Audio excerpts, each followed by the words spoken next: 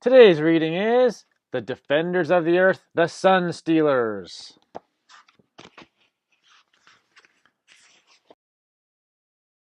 Unknown disturbances from space were interfering with the Defenders' information-gathering equipment. He means giant computer. I don't think it's serious, said Rick Gordon, looking at the screen of their computer Dynac X inside the Monitor headquarters. See what I tell you. Probably just the last shreds of a fading sunstorm. We can manage until the next maintenance patrol. I think the trouble is more than routine, said Flash Gordon, Rick's father. I don't really see the resemblance. Look at what's been happening. Machines have been sputtering and jamming, and we've had an electrical failure for minutes at a time. Flash believed that Rick was too fond of his gadgets and not alert enough to the threat from Ming the Merciless. Flash knew that if Monitor's equipment went dead for any length of time, Earth would be easy prey for Ming. Usually, Flash made the maintenance patrols with Rick supervising from Monitor. But this time, Flash said, Rick, you know the space gear better than anyone. I'd like you to make the trip, and soon. Rick looked annoyed. Flash knew how stubborn his son was. I don't really see the family resemblance. Then he suddenly got an idea. By the way, Flash said, you can take Jeddah and LJ with you. Rick quickly changed his mind. He hadn't had much success in impressing Jeddah, but if he were in command of a spacecraft, things might be different. Chicks do dig spaceships. Just one thing, Dad, Rick said. This computer is pretty complicated. Please don't fiddle with it while I'm away. Yeah, Dad, you're just going to break it. Flash replied lightly, No, I'll just rock away in my antique chair until the wizard returns. Then he turned serious. Rick, you're responsible for Jeddah and LJ and the rest of the Defenders. Do the job and get back quickly. The three teenage Defenders took off in their spacecraft. Great, exclaimed LJ. We can play our astral music as loud as we want and no one will get on our case. That's even worse than rock music. That's right, said Rick. I gave the orders here. Your father must think a lot of you, Jeddah said, to let you command a ship. What do you mean, let? Rick replied. I volunteered. Not a sunstorm, but Ming the Merciless was the cause of the trouble with the Defenders' equipment. Ming had an incredible, dangerous plan to destroy Earth and restore life to his icy, barren planet Mongo. Ming the Merciless from Mongo. That's a lot of M's. First, he would jam all electrical function in the Earth's atmosphere. That would cut down on outside interference.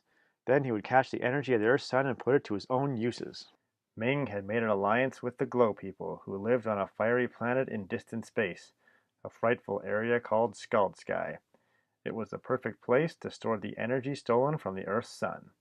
Ming the Merciless from the planet Mongo.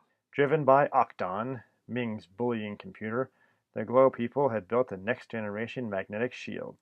It could be moved as the Glow planet moved so that it would always be directly aimed at the sun.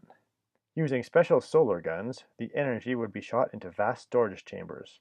For helping Ming, the Glow people, fearful of long eclipses and the loss of their sun, would gather enough sun power for generations. But Ming planned even more than that. With new magnetic shields, he could drain the energy from other stars. Then he could dole it out to needy planets, but only if the people living there would agree to become his slaves. Flash, Mandrake, Lothar, and the Phantom sat around the battle simulation room of Monitor. Mandrake, always sensitive to other people's moods, noticed that the Phantom seemed even more reserved than usual. How could he tell? The guy has a mask on. Contacting the Phantom's mind, he learned the truth. He decided to talk to Flash. The Phantom is worried about Jeddah. I'll take care of it. They're in the same room. Come on, guys. I've got an idea, Flash said. Why don't we surprise the kids up at the space station where they're working? Great idea, the Phantom said quickly. Let's go. I hope they won't think we're checking up on them, Lothar said, but I'd like to make sure LJ is okay.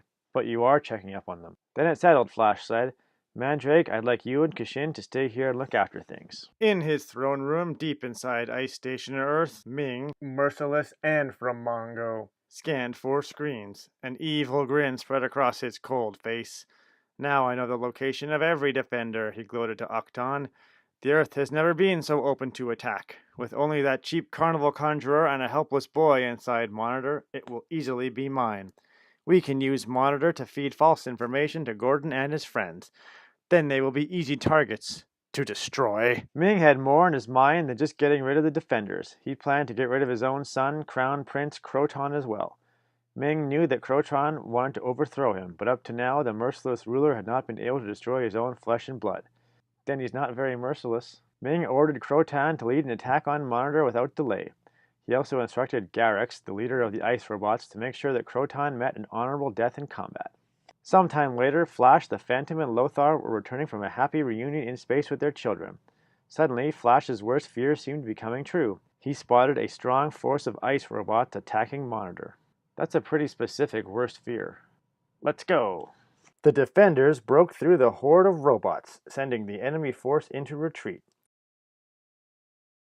Lothar captured Prince Croton as the Phantom and Flash headed into Monitor. "Where's Mandrake?" Flash shouted. "How could this have happened?"